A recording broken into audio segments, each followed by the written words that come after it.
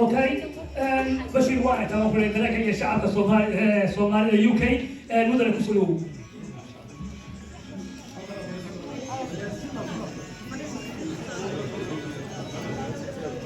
بسم الله الرحمن الرحيم فريستا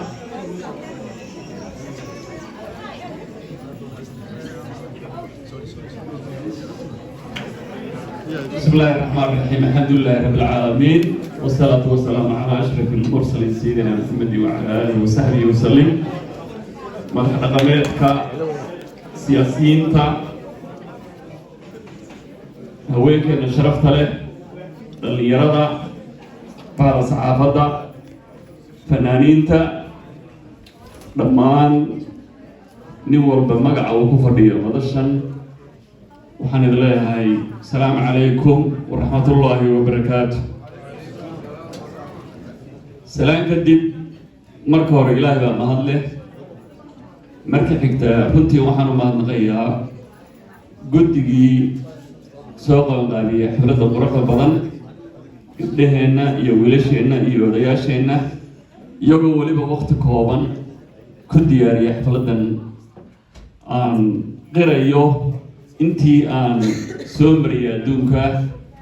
waqooyiga Ameerika inay tahay xafladii ugu quruxda badnayd ugu agaasi go'aanay marka waxaan leeyahay UK koobkii idinka qaaday oo taa ku tashada inta haddaan halkaa kaga gudbo runtii socodkan maanta aan idinku yimi dalka ingiriiska wuxuu ka mid yahay socdaallada aan baryahan ku mariyey waqooyiga Ameerika taas oo aan ku ururinayay talooyinka iyo xigmadda iyo dardaaranka dadka Soomaaliyeed ee ku nool daafaha adduunka anigoo hadda ku sii jeeda dalka Soomaaliya caasimadeena Muqdisho waxaa laga maarmaan in noqotay inaanan anigoo UK soo marin oo ah xarunta looga taliyo adduunka dowladaha qarbiga ama westernka isla markaana ay ku nool yihiin jaaliyadeena dadkii ugu mudnaa ugu qiimaha badnaa ee dowlad yaqaanka waliba ahaa halkan waad aragtaan ragga fadhiya saraakiisha ciidamada agaasimayaashii guud maxamed cali askar oo ah mareeyihii guud ee koowaad abi ee madaxda noqda daafurkii telefishinkii qaranka ee Soomaaliya aad bay farxadii ku tilmaantay inuu dhinacayga fadhiyo inta haddaan ka gudbo aniga runtii farxadda ii tahay caawa inaan bal idinla wadaago idinku dheeray maayo waxaan doonayaa inaynu inta badan wada qaadano waqti muddana waa la fadhiyay runtii aan lagu talagelin marka waa soo koobaya halkan aniga philosophically waxyaalaha aan aaminsanahay dalka Soomaaliya dowladnimadii Soomaaliyeed in lagu soo celin karo waxaan isiri 5 qodob oo had iyo goor dadku ay xagga kore ay ka soo bilaabeen xagga hoose had iyo goor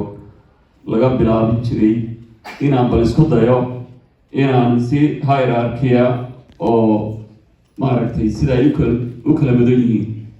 inaan ku saleeyo siyaasadayda haddii ilaahay ugu guuleeyaa doonayo dalka inaan ku hogaamiyo kow horta marka hore waxaan qirayaa oo u mahad celinayaa waan runtii mudan in la xusuusto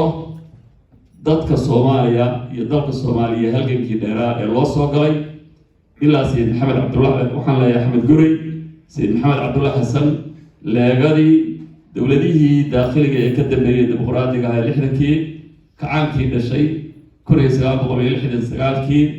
ilaa dowladihii ku meelgaarka ee soo bilaabmay ilaa burburkii dowladda ilaa hadda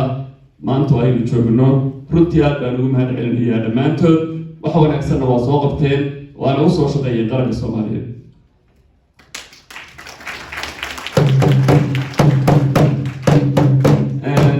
markii aan qiyaasay aan darsay dadka Soomaaliyeed intan maanta aynu caawa halka ku fadhino oo dad isku mid ah walaalo ah wiil iyo abtigii ah intaas way runtii been ma gabdhaha halka fadhiya waxaan u malanayaa boqolkiiba 40 kama jabiyo weysada way ogyihiin gabdhahan abtiga u ahaa gabdhahan ugu ahaa wiilashii iyo gabdhihii saasa loo wada fadhiyaa abtiyaal iyo cid walba ka soo jeedo saasay maaragtay maanta halkan aanu ugu dhannahay intay naga maqanaya meel kasta joogtaan oo sidaas oo kale marka qabiil ahaan Soomaaliya waa ka dhamaaday colaadii qabiilku waa mar hore laga soo gudbo taas way laakiin waxaan qirayaa siyaasiyan Soomaalidu inay heshiis u ahayn waxaad ka garanaysaa sidii loo sheegay Soomaaliya markii hore waxay ahayd 5 gobol oo gumaysigu u qaybiyey laakiin maanta intay marayso waa garanayno inta caalan ay leedahay waa garanayno meeshii calanka Soomaaliyeed laga taagay ugu horreeyay June 26keedii 1960kii maanta aataar Soomaaliyeed oo calanka buluugii maanta waa meesha looga necab yahay halkaas aynu gaadhin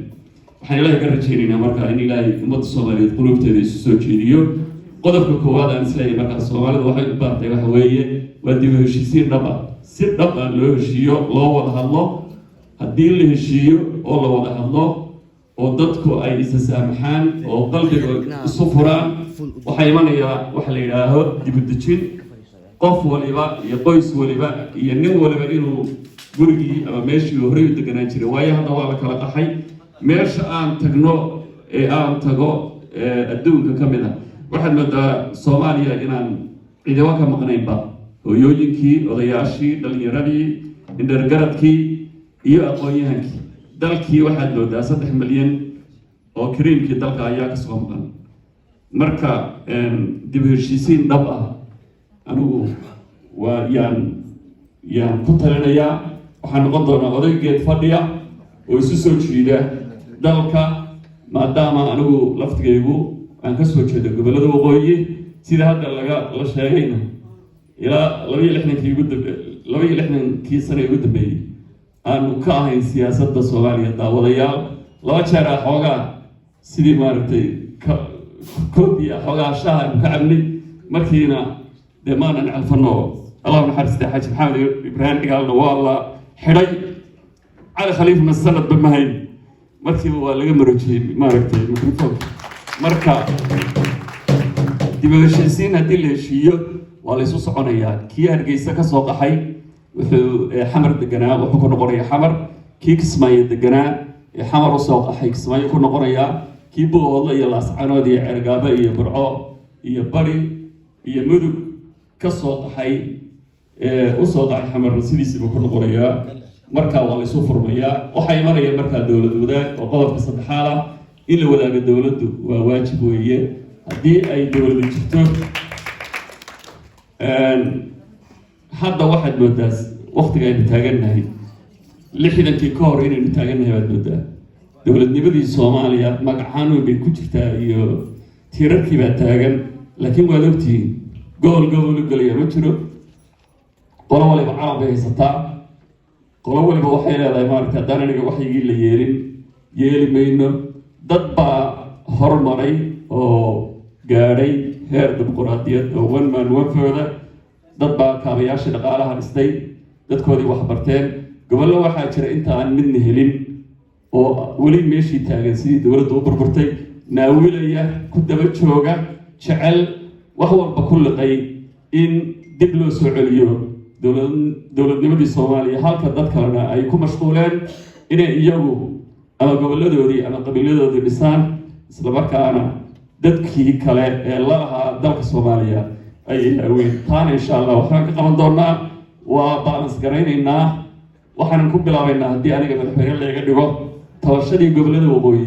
boqolkiiba 50 horta waa hadhaysaa suusaama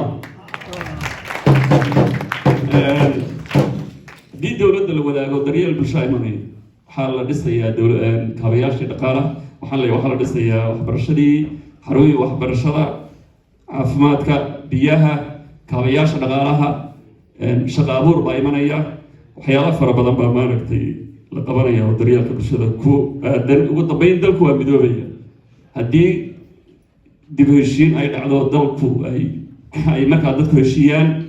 هدي نولي بقولكيس يكون نقضه هدي دولة دي لوداعه أو سياسة دي لوداعه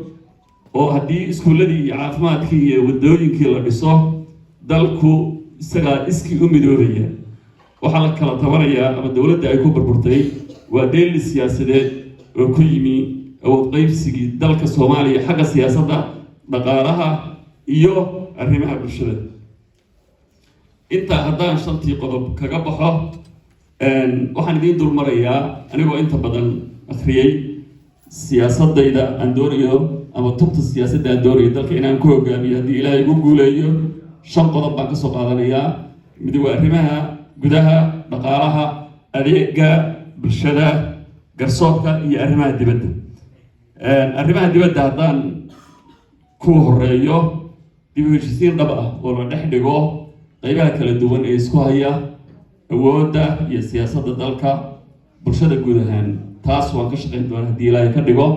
waxaan wada hadal siin doonaa oo mugdiga hadda ku kala jira aan isu soo jeedin doonaa maamul goboleedyada iyo dowladda federaalka ah annagoo ixtiraamayna cid walba waxay tabanayso laakiin aan marna gorgortan ka galayn midnimada iyo wadajirka ummadda Soomaaliyeed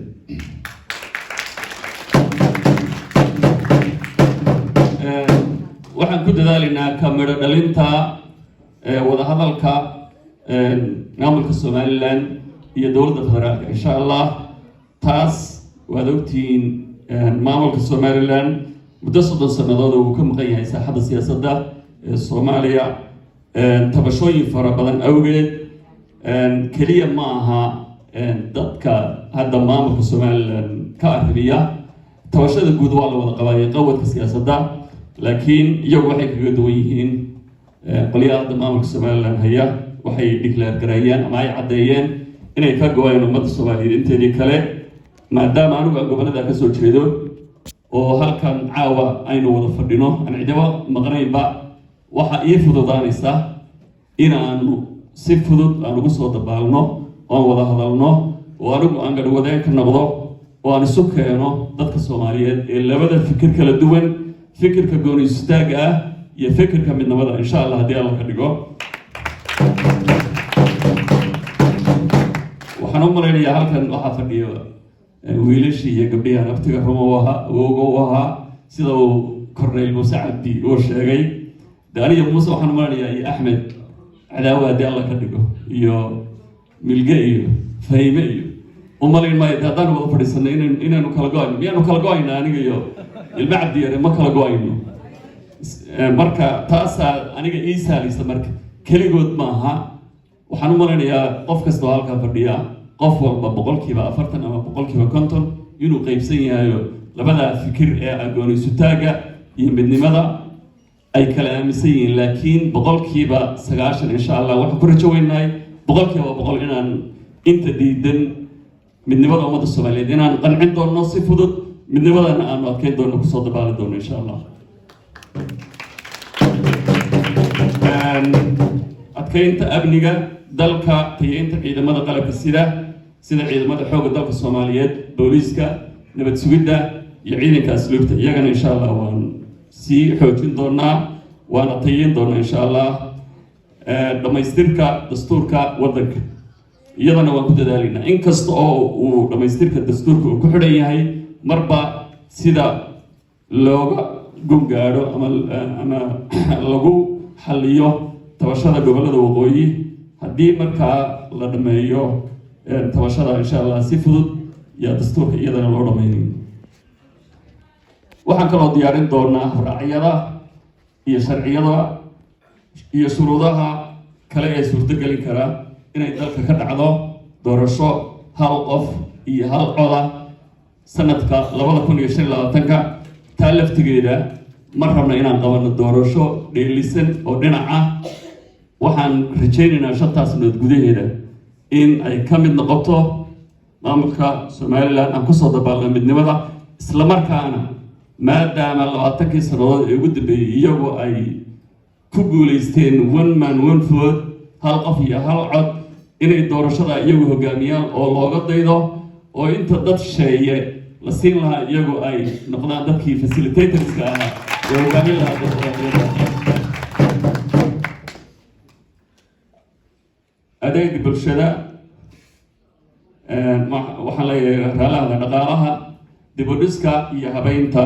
horumarka dhaqaalaha dalka sida xoolaha, beeraha, kalluumaysiga, shidaalka, macdanta iyo fududeynta sharciyada iyo ganacsiga insha Allah iyadana waan kobcin doonaa. Dhisidda kaabayaasha dhaqaalaha sida wadooyinka, dekedaha iyo garoomada diyaaradaha wixii aan la dhisin iyo gobolada aan weli loo dhisinna waan sii tayeyn doonaa haddii Ilaahay ka dhigo. dalka Soomaaliya wuxuu leeyahay laba xeebood oo caana oo dhaadheer oo meel istiraatiijiya ku yaala xeebta badweynta Hindiya iyo xeebta badda cas. marka insha Allah waxaan ku dadaali doonaa meeshii dekad noqon karta maadaama ay dad ku dhow 1 bilyan oo Afrikaana ama Carabi ay darsin leeyihiin oo ay u baahan yihiin ganacsigeena iyo inay ka faa'iideystaan badeena in meel kasta oo laga sameyn karo dekad oo macquul ah laga sameeyo. dalkan Ingiriiska ay ku jirno waa jasiirado markay ugu yaraato wuxuu leeyahay sida aan ku qiyaasayo 230 dekedood waana dalka yar oo intuba caalami yihiin. innaguna 4 dekedood baynu leenahay. dekedaha hadda la dhisay waxaad moodaa inaynu hataa aynu ka qabno xoogaa shakiya aynu leenahay maxaa loo dhisaya kuwa maxaa jira. waynu u baahannahay 200 ama 300 kilomitirba xeebta inaynu ka dhisno deked si badeecadeenna ay u gaadhaan.